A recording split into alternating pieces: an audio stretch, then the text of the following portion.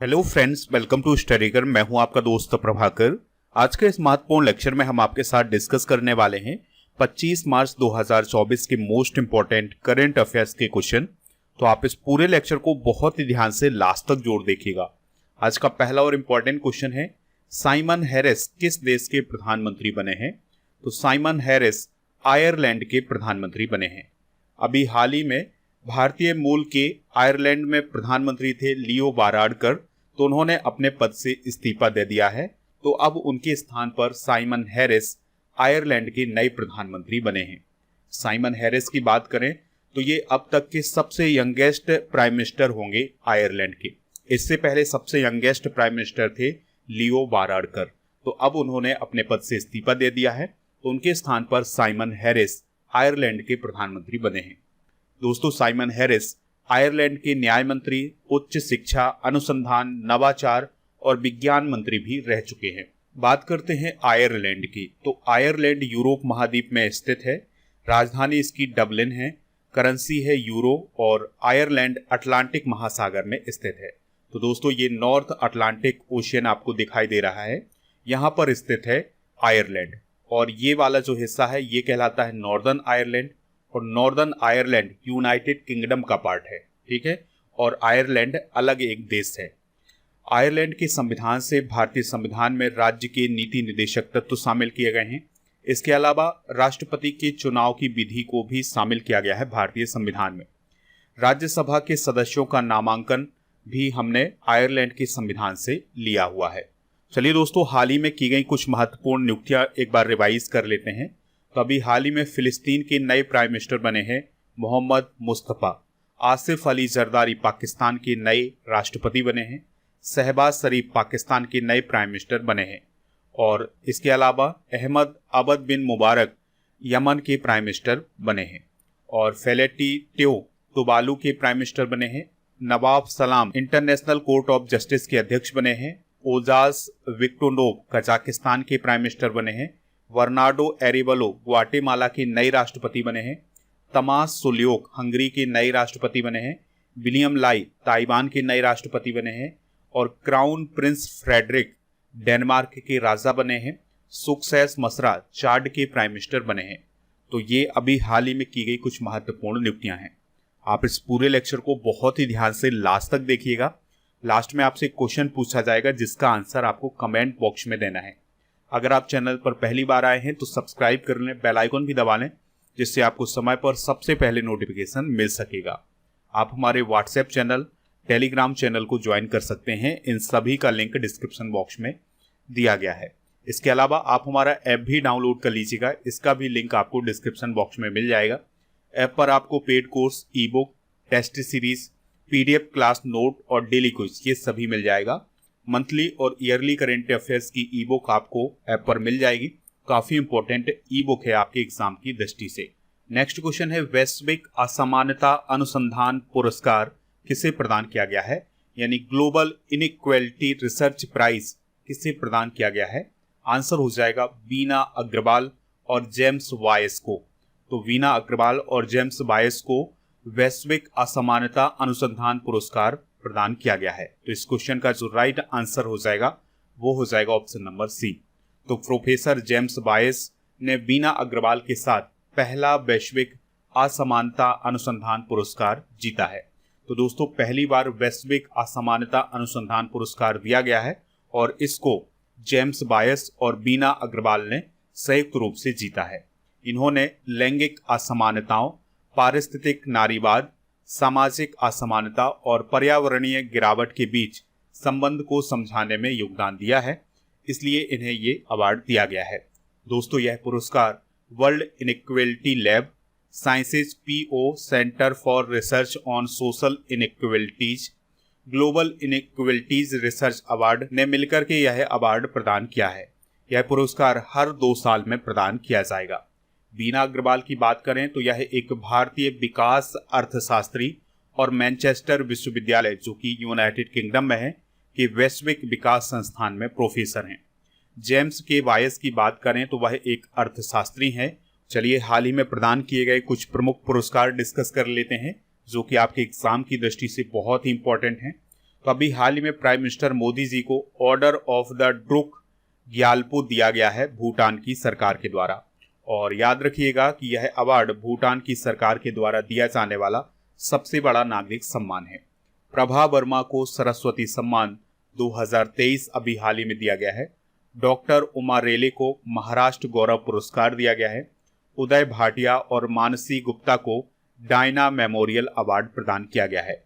TM Krishna को संगीत कला निधि पुरस्कार 2024 प्रदान किया गया है। रतन टाटा जी को PV Narasimha Rao memorial award दिया गया है। अमिताभ घोष को इरास्मस पुरस्कार 2024 प्रदान किया गया है। ग्रीष्मा कुठार और रीतिका चोपड़ा को चमेली देवी जैन पुरस्कार 2024 दिया गया है।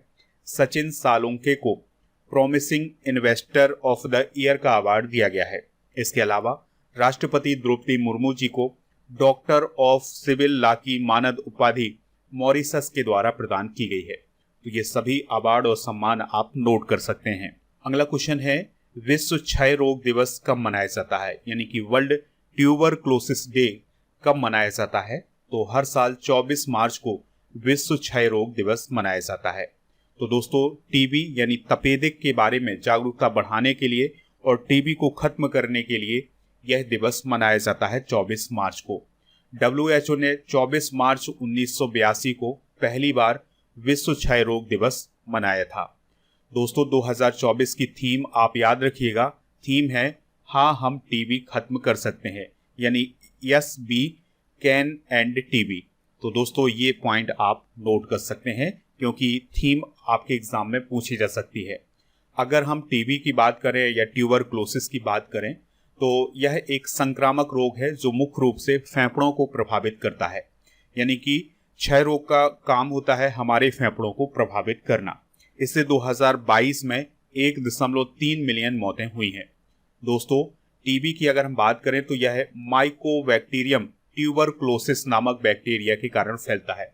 ये क्वेश्चन कई बार एग्जाम में पूछा गया है कि तपेदिक किस बैक्टीरिया के कारण फैलता है, तो ये माइकोबैक्टीरियम ट्यूबरक्लोसिस नामक बैक्टीरिया के कारण फैलता है और ये हवा के माध्यम से फैलता है, यानी कि टीबी जो है संक्रामक बीमारी है और हवा के माध्यम से ये बैक्टीरिया किसी भी व्यक्ति के शरीर में प्रवेश कर सकता है। चलिए दोस्तों, मार्च माह में मनाए जाने वाले प्रमुख दिवस डिस्कस कर लेते हैं। दोस्तों, रिवीजन इसलिए करवाई जाती है क्योंकि ये दिवस आपके माइंड में लगातार बने रहें, जिससे आप काफी दिनों तक इसको याद रख सकें। तो 1 मार्च को शून्य भेदभाव दिवस मनाया जाता है। 1 मार्च को ही विश्व नागरिक सुरक्षा दिवस भी मनाया जाता है। 3 मार्च को विश्व वन्यजीव दिवस मनाया जाता है। 4 मार्च को राष्ट्रीय सुरक्षा दिवस मनाया जाता है। इसके अलावा 8 मार्च को अंतर्राष्ट्रीय महिला दिवस, 10 मार्च को CISF का स्थापना दिवस, 14 मार्च को पाई दिवस मनाया जाता है। 15 मार्च को विश्व उपभोक्ता अधिकार दिवस मनाया जाता है। 16 मार्च को राष्ट्रीय टीकाकरण दिवस मनाया जाता है। 20 मार्च को अंतर्राष्ट्रीय प्रसन्नता दिवस और 20 मार्च को ही विश्व गौरैया दिवस मनाया जाता है। 21 मार्च को विश्व वानिकी दिवस मनाया जाता है। इसके अलावा 21 मार्च को ही विश्व डाउन सिंड्रोम दिवस मनाया जाता है।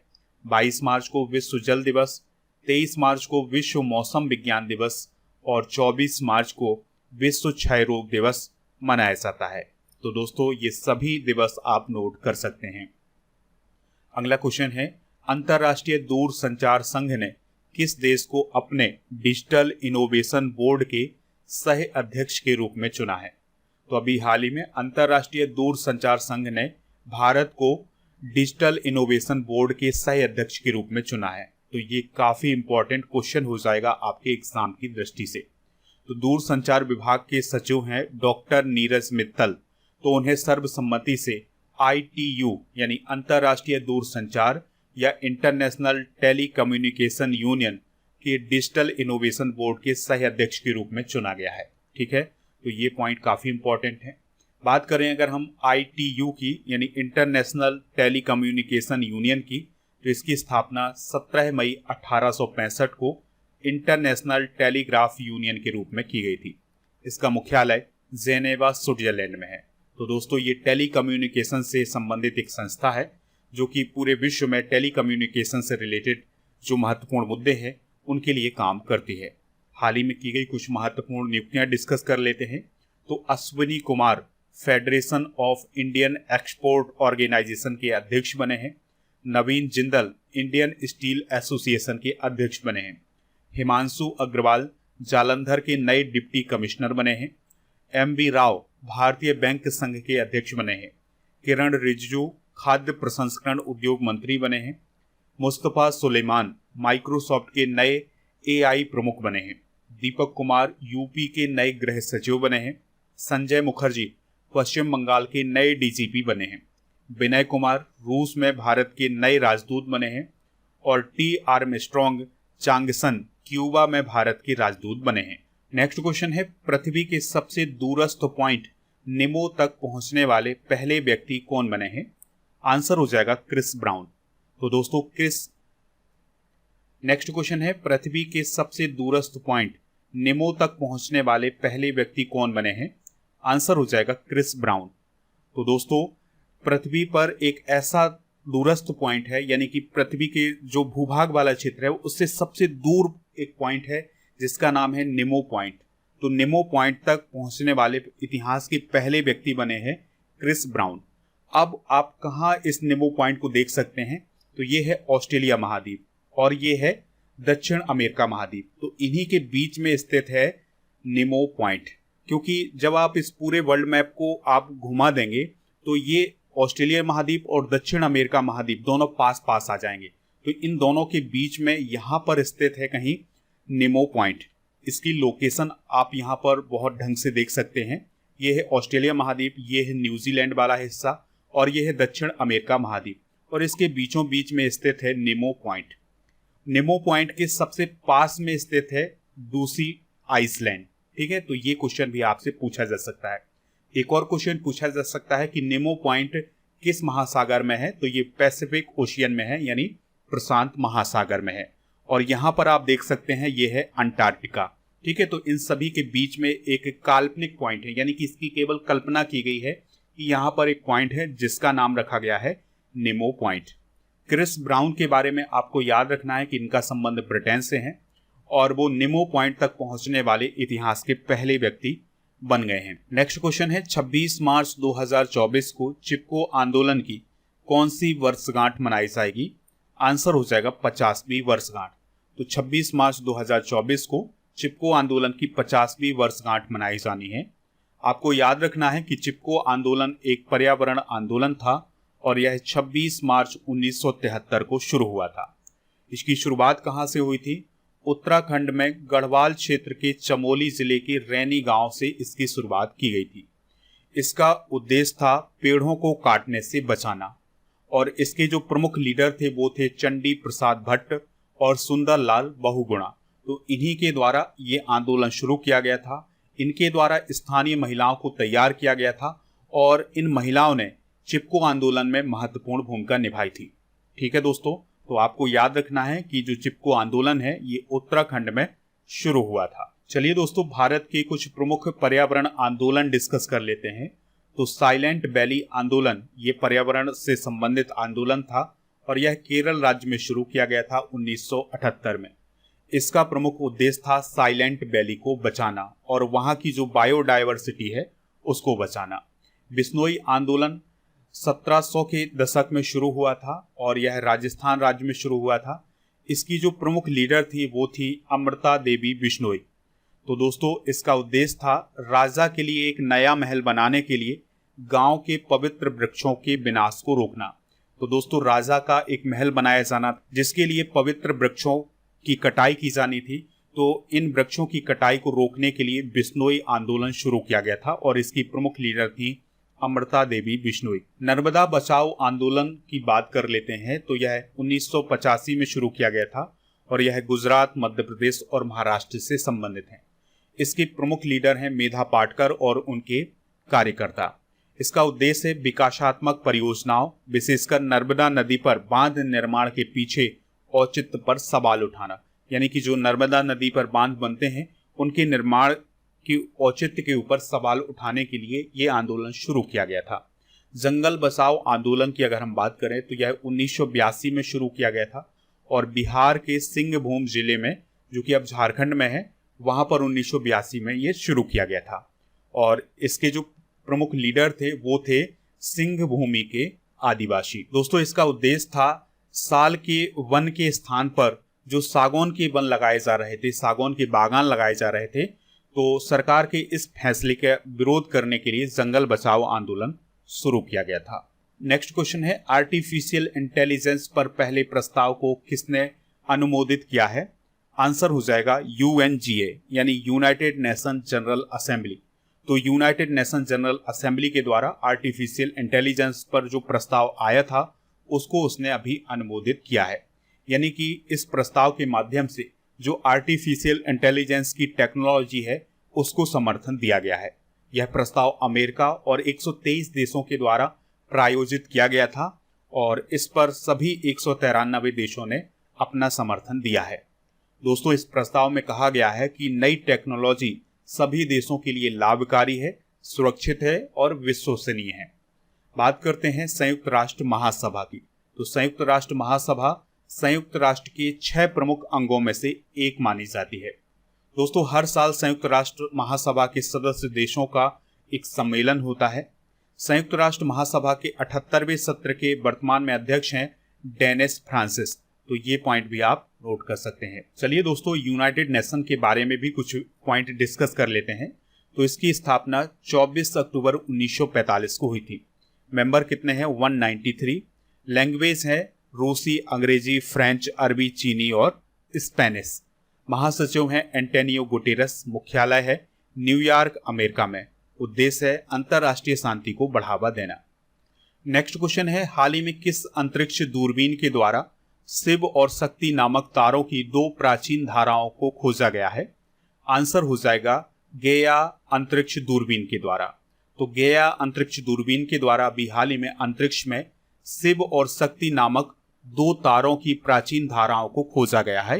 यानी हम ये कह सकते हैं कि 2 तारों को खोजा गया है जिनके नाम है शिव और शक्ति।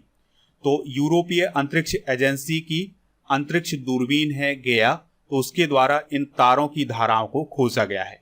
आपको याद रखना है कि जर्मनी के हीडलबर्ग में Max Planck institute for astronomy की जो ख्याति मल्हान है उनके नेतृत्व में ये खोज की गई है। चलिए कुछ इंपॉर्टेंट फैक्ट डिस्कस कर लेते हैं। तो अगर आपसे पूछा जाए कि सूर्य क्या है, तो सूर्य एक तारा है। सूर्य में ऊर्जा नाभिकीय संलयन द्वारा उत्पन्न होती है। नाभिकीय संलयन का मतलब होता है कि जब 2 परमाणु आपस में मिलते हैं तो उसे हम नाभिकीय संलयन बोलते हैं। ठीक है, तो नाभिकीय संलयन क्रिया जो सूर्य में हो रही है उसमें 2 हाइड्रोजन परमाणु मिलकर के एक हीलियम परमाणु बना रहे हैं। इसी से ये एनर्जी उत्पन्न हो रही है सूर्य में।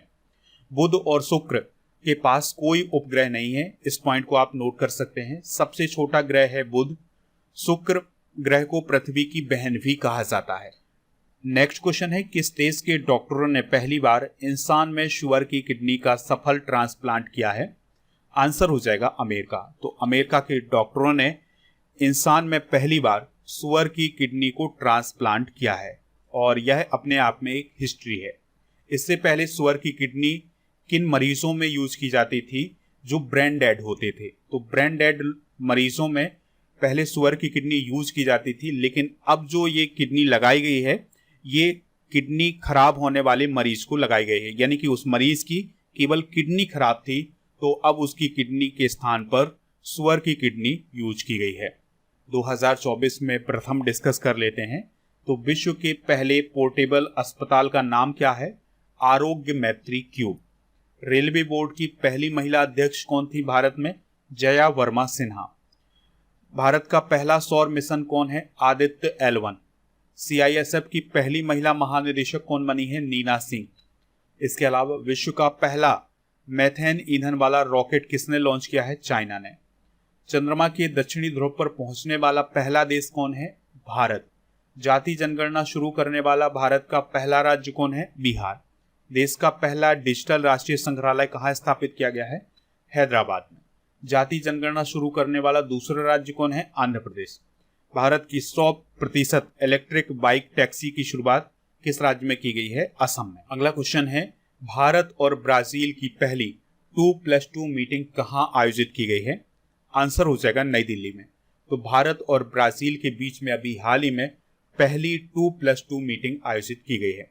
दोस्तों 2+2 मीटिंग का मतलब ये होता है कि जब दो देशों के रक्षा मंत्री और विदेश मंत्री आपस में मिल रहे होते हैं या उनसे संबंधित जो सचिव होते हैं वो मिल रहे होते हैं, तो उस मीटिंग को 2+2 मीटिंग कहा जाता है। तो अभी हाल ही में भारत और ब्राजील के बीच में पहली बार 2+2 मीटिंग आयोजित की गई है नई दिल्ली में। इस मीटिंग में रक्षा, अंतरिक्ष, ऊर्जा, महत्वपूर्ण खनिज, तकनीक, आतंकवाद निरोध, क्षेत्रीय और बहुपक्षीय और आपसी हितों पर चर्चा की गई है। और इस मीटिंग का उद्देश्य है दोनों देशों के बीच के संबंधों को मजबूत करना।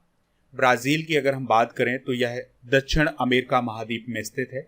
यहाँ पर आप ब्राजील की लोकेशन देख सकते हैं।